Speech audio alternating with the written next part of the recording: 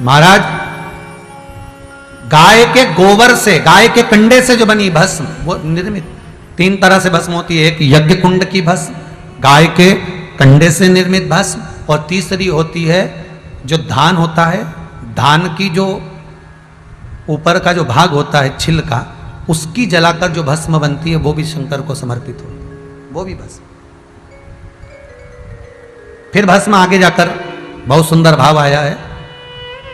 कमलगट्टा, जिस व्यक्ति को लीवर या किडनी में तकलीफ रहती है उसको कमलगट्टा, बीला, बेले का फल, इसको जलाकर इसकी राख तैयार कर कर उसको पीस कर कपड़े से छान कर उसकी भस्म तैयार करी जाती है। और वो भस्म शंकर भगवान पर श्रावण के महीने में दूसरा जो सोमवार पड़े उस दूसरे सोमवार के दिन शंकर के मंदिर में चढ़ाई जाती है। उसी भस्म को उठाकर लेकर आते हैं, क्योंकि वो शिवालय में सावन के महीने में बहुत भीड़ रहती है तो भस्म गीली हो जाती है, उसको लाकर फिर वापिस छत पर सुखाई जाती है। उस भस्म को डब्बी में भरकर रखा जाता है। किडनी लीवर के मरीज के व्यक्ति को भस्म का मस्तक पर अर्थात दोनों भुकुटी के बीच में तिलक कराया जाता है। ये कंठ के नीचे जो खड्डा होता है यहां पर तिलक लगाया जाता है भस्म का, और वक्षस्थल, छाती पर उस भस्म का तिलक लगाया जाता है। नारी को केवल कंठ, मस्तक, भस्म का तिलक लगाकर साथ में उस भस्म को, जिस भोजन को हम ग्रहण कर रहे हैं, जैसे औषधि लेते हैं, एक जरासी टेबलेट के बराबर, जरासी औषधि के बराबर उस भस्म को जिह्वा पर रखा भी जाता है, पाया भी जाता है, उसके बाद भोजन ग्रहण करा जाता है। किडनी लीवर के जितने मरीज हैं इनको कभी डायलिसिस की जरूरत ही नहीं पड़ती है, कभी डायलिसिस की जरूरत नहीं पड़ेगी। आप वो भस्म का शिव को समर्पण, श्रावण का दूसरा सोमवार शंकर को समर्पित।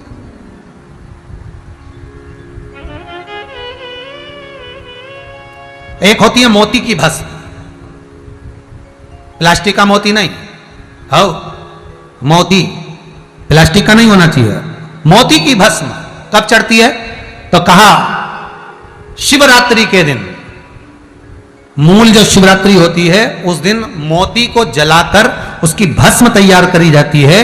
वो भस्म थोड़ी सी तैयार कर कर शंकर के जो शिवलिंग का मूल बिंदु होता है, बिल्कुल केंद्र बिंदु, वहीं पर लगाई जाती है, वहीं पर चढ़ाई जाती है। और उस भस्म को 2-4 मिनट बाद शंकर का नाम लेकर श्री शिवाय नमस्तुभ्यम, ओम नमः शिवाय, महामृत्युंजय का स्मरण कर कर उसको वापस लाया जाता है। जो व्यक्ति पैसा नहीं दे रहा, पैसा अटक गया, पैसा नहीं दे रहा हो, या कोई माल गया था, माल का धन नहीं आ रहा हो, या कोई चीज अटक गई वो दे नहीं रहा, तो उस भस्म को मस्तक पर लगाकर उस व्यक्ति से हाथ मिलाया जाता है या उस व्यक्ति से बात करी जाती है। वो भस्म इतनी पावर की होती है कि काल भैरव को जैसे भगवान शंकर ने ब्रह्मा का सिर काटने भेजा था, वो भस्म आपके मस्तक से आपका धन खींच कर लाती है, आपकी संपदा खींच कर लाती है। वो मोती की भस्म होती, वो मोती की भस्म, वो भस्म कोई साधारण।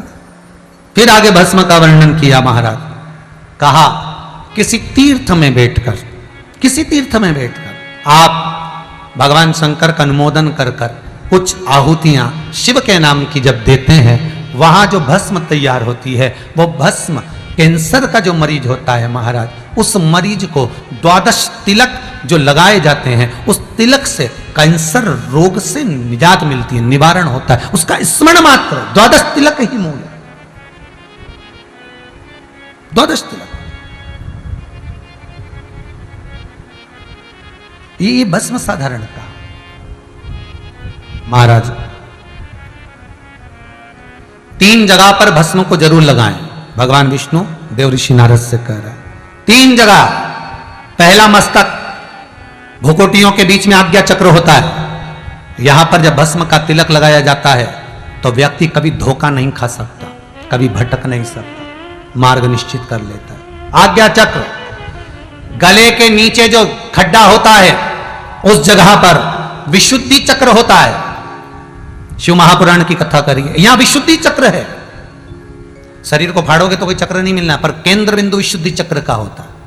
यहां पर जो भस्म लगाई जाती है, अगर मान लो हमें कोई औषधि की जगह विष भी दे दे तो वो अमृत बन जाता है। तो यहां विशुद्धि चक्र, जहां भस्म लगे। तीसरा वक्षस्थल, जहां पर अनाहत चक्र होता है। यह चक्र कैसा चक्र है? अगर कोई व्यक्ति आपसे नफरत करता है, कोई व्यक्ति आपके लिए अपशब्द कहता है, कोई व्यक्ति आपसे नफरत करता है, अनाहत चक्र पर त्रिपुंड लगाकर, अनाहत चक्र पर भस्म रमाकर अगर आप उससे 2 या 3 बार मिल लीजिए, कितना भी विरोधी होगा वो आपके पक्ष में आ जाएगा। पर भस्म कहां की होना चाहिए? किसी तीर्थ में जो आपने आहुतियां दी, यज्ञ करा, उसकी भस्म। अनाहत चक्र 3 चक्र हैं, आज्ञा चक्र, विशुद्धि चक्र, अनाहत चक्र।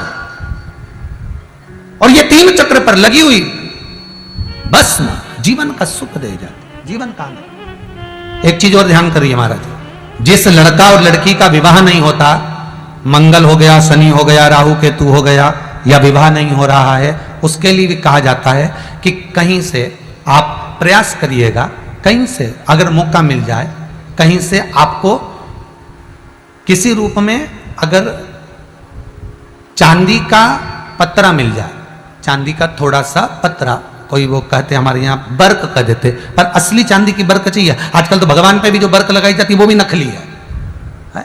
असली चांदी की बर्क, उसको जलाकर उसकी जो भस्म तैयार करी जाती है, चांदी भस्म जो तैयार करी जाती है, उस भस्म से लड़का हो लड़की हो जिसका विवाह नहीं हो रहा हो, उसके हाथ में वो भस्म लगवाकर और बीच में हल्दी की एक बिंदी लगाकर शंकर के शिवलिंग का लेपन करा दिया जाए महाराज। प्रदोष के दिन, किसी भी प्रदोष में आप उसका लेपन करा दीजिए। 3 से 3.5 महीना रुकिए, 3.5 महीने के अंदर उसका विवाह संबंध पक्का हो जाएगा। भले मंगल हो, राहु हो, केतु हो, शनि हो, कुछ भी, उस भस्म का ये प्रमाण।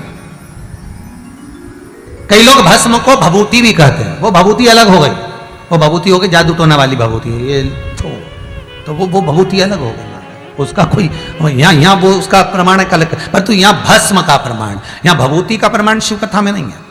शिव कथा में जो प्रमाण है यहाँ वो भस्म का, यहाँ भभूति किसी को छू कर दिया, किसी को मतर के दे दी, वो अलग चीज हो गई। यहाँ भस्म, यहाँ तो शंकर को पाने का एक तरीका है, क्योंकि शिव रोग से मुक्ति देते हैं, तो रोग निवारण का एक तरीका है भस्म को धारण करना। भगवान विष्णु कह रहे हैं देव ऋषि नारद, ये भस्म तुम्हारे जीवन को सुख दे जाएगी। भस्म का आगे क्रम क्या क्या है, और इस भस्म का प्रयोग पितरों की मुक्ति के लिए, अगर कोई भूखा चले गया, भोजन मांग रहा हो, रात को स्वप्न में सांप दिख रहे हो, या स्वप्न ही स्वप्न रात भर आते हो, उसके लिए कौन सी भस्म चढ़ाना चाहिए, ये कल की कथा में स्मरण करेंगे। हर हर महादेव हर। जय श्री राधे। सभी भक्तों को हर हर महादेव सादर जय श्री कृष्णा। व्यासपीठ को नमन करते हुए हम सबके प्रिय, हम सबके लाडले ठाकुर कल्लू जी महाराज के चरणों में नमन करते हुए, पूज्य गुरुदेव के पावन चरणों को नमन करते हुए, आप सभी शिव भक्तों के चरणों में